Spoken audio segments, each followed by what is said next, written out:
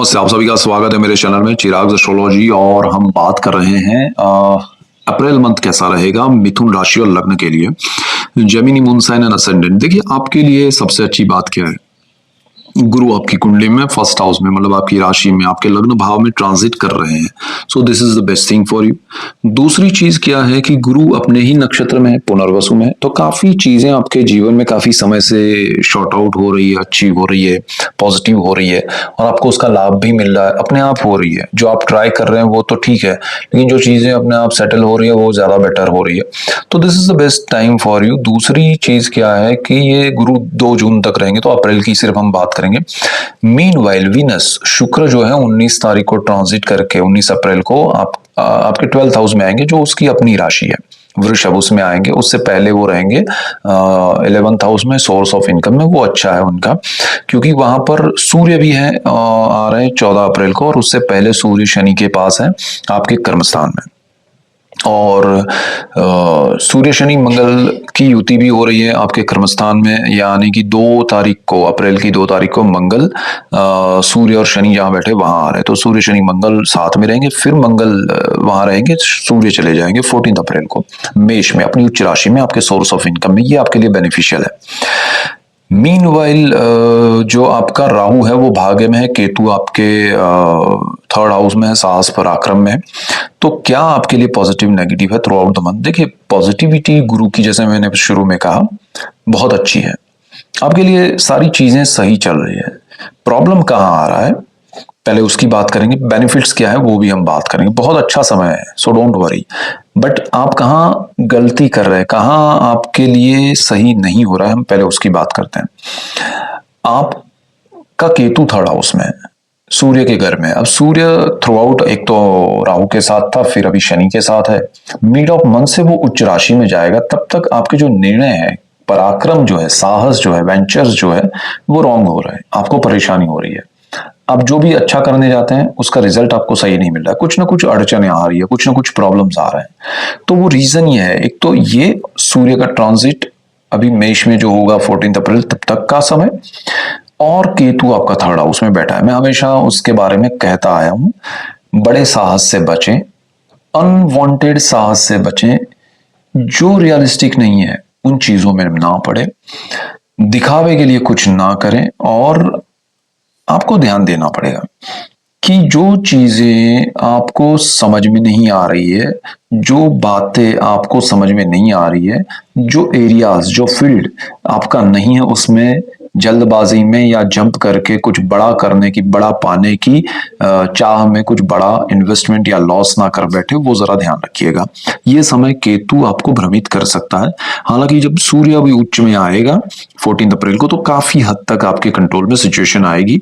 Jupiter 1st house वाला आपको warn कर रहा है, आपको दे रहा है कि एक वार्निंग, कि भाई चेतावनी दे रहा है कि ये मत करो, यहाँ पर प्रॉब्लम्स है, यहाँ रुक जाओ, ये चीजें सही नहीं है। बट आप उसको फॉलो नहीं कर रहे, आप उसके अपोजिट जा रहे हैं। तो बी केयरफुल, बी क्लियर कि भाई ये मेरा एरिया नहीं है, मुझे समझ में नहीं आ रहा है, मैं इसमें नहीं जाऊंगा, मैं ये नहीं करूंगी जो मुझे समझ में नहीं आता है। तो वो चीज आपको बेनिफिट कराएगी। अब यहाँ पर आपके कर्मस्थान की अगर हम बात करें, तो वहां शनि बैठे हैं, 12 नंबर लिखा है, गुरु का घर है, और गुरु केंद्र भाव में आपकी कुंडली में हंस योग में है। और गुरु के घर में शनि का बैठना, और वहां सूर्य का अभी आकर काफी समय से, मतलब 15 दिन और चलेंगे वो अप्रैल के, तो वहां 2 अप्रैल से मंगल भी आएंगे। ये कॉम्बिनेशन कुछ बड़ा इंडिकेशन दे रहा है, आपके कार्य क्षेत्र में बहुत बड़ा बदलाव आ सकता है। सिचुएशन के हिसाब से, परिस्थितियां जो बदल रही है उसके हिसाब से डिपेंड करेगा, आपके पर्सनल चार्ट, ग्रह, दशाएं, नक्षत्र कितना उसमें स्ट्रॉन्ग इनपुट है उनका भी, और क्या पॉजिटिव नेगेटिव है, कंबाइन रिजल्ट्स देखने जरूरी है। लेकिन ट्रांजिट के प्लैनेट्स ये सिचुएशन क्रिएट जरूर करेंगे कि भाई यहां करो या मरो, या फिर आगे बढ़ो या रुक जाओ। परमानेंट एक सिचुएशन आपके सामने आएगी कि भाई क्या करना है, बोल दो, आपका आंसर क्या है। तो वो चीज आपके लिए परेशानी वाली हो सकती है। और राहु मंगल और सॉरी शनि मंगल और सूर्य का कॉम्बिनेशन मिड ऑफ मंथ तक रहेगा, फिर सूर्य निकल जाएंगे, लेकिन शनि और मंगल तो आपके कर्मस्थान में रहेंगे। और ये स्थिति जो है वो आपको कहीं ना कहीं स्ट्रेस में रखेगी, लेकिन अल्टीमेटली जुपिटर का पॉजिटिविटी ये मिल रहा है कि भाई आप निर्णय ले सकते हैं, ये निर्णय लीजिए, मैं आपको इंट्यूशन दे रहा हूँ, मतलब अंदर से एक आवाज आएगी, you have to follow that. अगर आपको लग रहा है कि ये नहीं करना चाहिए, अंदर से आवाज आ रही है, तो मत कीजिएगा।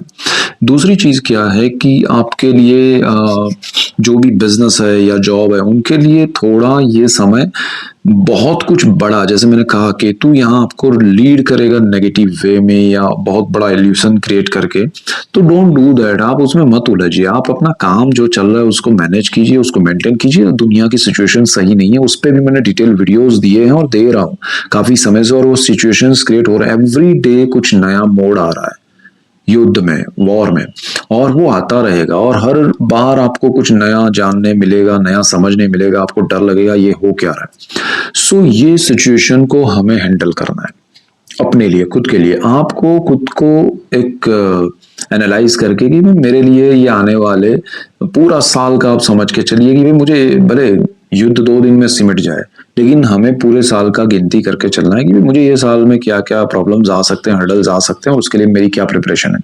अगर वो आपने किया तो अच्छा है, शनि केंद्र भाव में आपको सपोर्ट करेगा, गुरु करेगा। तो ये स्थिति आपके लिए अप्रैल में बहुत स्ट्रांग वे में आपके सामने आएगी कि भाई करना क्या चाहते हो, फाइनल डिसीजन आपका क्या रहेगा। तो ये स्थिति आपको अभी से सोचनी चाहिए। दूसरी बात क्या है कि आपका राहु भाग्य में है, ठीक है, और वो राहु आपको सपोर्ट तो कर रहा है, भाग्य में आपको राहु नेगेटिव नहीं है, लेकिन भाग्य का मालिक अगेन शनि है। ये सिचुएशन आपको हार्डवर्क की ओर ले जाएगा, आपकी मेहनत बहुत होगी, जो भी आप करेंगे, आप अपने लिए करेंगे, इवन अपने बच्चों के लिए करेंगे, या खुद कुछ अपने जॉब में या बिजनेस में करेंगे, हेल्थ को लेके करेंगे, हर जगह पर आपको थोड़ी स्ट्रगल लगेगी, क्योंकि हेल्थ का मालिक आपका मंगल है, छठे भाव का मालिक शुक्र आपका यहाँ पर है, जो 19 तारीख को वृषभ में जाएगा, तब आपको थोड़ा कंफर्ट मिलेगा। लेकिन वो भी ये मंथ में कम आपको, क्योंकि बाकी सब कॉम्बिनेशंस जो बन रहे हैं वो आपको थोड़ा स्ट्रेस दे रहे हैं, और यहाँ पर स्ट्रेस इसलिए मिलेगा क्योंकि आप कुछ एक्स्ट्रा सोच रहे हैं। अगर आप कुछ नहीं सोचेंगे, जो चल रहा है उसको मैनेज करेंगे, तो आपके लिए ये महीना अपने आप बहुत सारी चीजें पॉजिटिव लेके आएगा, बहुत सारे आपके लिए लाभदायी फैसले होंगे अपने आप आपको, मतलब वो सिचुएशन में जैसे बहते जाना, फॉलो उसको करते जाना, और उसमें से जो मिलता गया, तो अगर आप कैलकुलेट करेंगे तो अल्टीमेटली आप बेनिफिट में रहेंगे मंथ एंड तक। ठीक है, तो ये एक ध्यान रखने वाली और समझने वाली बात है। बाकी आपके सोर्स ऑफ इनकम में प्रमोशन, इंक्रीमेंट, वृद्धि हो सकती है मिड ऑफ मंथ के बाद, या कोई वेट कर रहा है कि भाई मैं गवर्नमेंट जॉब के लिए मैंने अप्लाई किया था, अब तक मिला नहीं है ऑफर लेटर, या इंटरव्यू बाकी है, या फिर गवर्नमेंट के कुछ ऑर्डर्स बाकी है अप्रूव होने, या वहां से कुछ अर्निंग्स बाकी हैं जो आपने ऑलरेडी प्रूव कर, मतलब आपके ऑर्डर्स आपने कंप्लीट कर दिए, लेकिन वहां से पेमेंट नहीं आया, तो वो सारी चीजें मिड ऑफ मंथ के बाद आ सकती है। बहुत अच्छा है, जो लोग गवर्नमेंट जॉब के लिए प्रिपरेशन कर रहे हैं उनके लिए भी अच्छा समय। सो कोई टेंशन वाली बात नहीं है, यहाँ सारी चीजें बेहतर है, लेकिन जो पॉइंट्स मैंने कहे वो ध्यान रखिएगा, तो आपके लिए अच्छा रहेगा। यहाँ पर आपके विदेश को लेके अगर हम बात करें तो मिड ऑफ मंथ के बाद थोड़ा कंफर्ट आएगा। विदेश में जो लोग हैं, अगर वो बाहर से अपने होम कंट्री में आना चाहते हैं तो अच्छा है। वो कहीं जर्नी, मतलब बाहर से आए हैं और रुके पड़े हैं कि भाई हमें पहुंचना है लेकिन जा नहीं पा रहे, तो उनके लिए भी मिड ऑफ मंथ के बाद एक सिचुएशन अच्छा क्रिएट हो रहा है। हालांकि इन सब में देखिए, ये सिचुएशन में मैं ये कहूंगा कि आपके पर्सनल चार्ट के ग्रह, नक्षत्र, दशाएं और ट्रांजिट के प्लैनेट्स, ये कॉम्बिनेशन समझना जरूरी है। बट ट्रांजिट के प्लैनेट्स ये इफेक्ट दे रहा है, अब उसको कितना रोक रहे हैं आपके पर्सनल चार्ट के ग्रह या दशाएं और सपोर्ट कर रहे हैं, वो डिपेंड करेगा। सो ओवरऑल ये सिचुएशन आपके लिए नेगेटिव नहीं है, लेकिन पॉजिटिव है। आप नेगेटिव ना कर दे, उसमें ज्यादा इन्वॉल्वमेंट दिखा दे, वो जरा ध्यान रखिएगा। सो मैंने वॉर पे भी अलग अलग वीडियोस डेली अभी दे रहा हूँ, और दूसरी चीजों पे भी हम बात करेंगे, नॉट ओनली वॉर, हम ग्रहों के कॉम्बिनेशंस, ये वो सारी चीजें समझते जा रहे हैं, और बहुत लोगों ने इंटरेस्ट दिखाया है। आप भी उसमें अगर नए हैं, चैनल सब्सक्राइब कीजिए और बेल आइकन जरूर दबाएं, आप सबको तुरंत नोटिफिकेशन मिलेगा तो लाभ होगा, और लाभ होगा तो मुझे खुशी होगी। सो ये मेन पॉइंट्स है आपके लिए। That's it for today, keep watching Chirag astrology. Thank you for watching, God bless you and goodbye, thank you.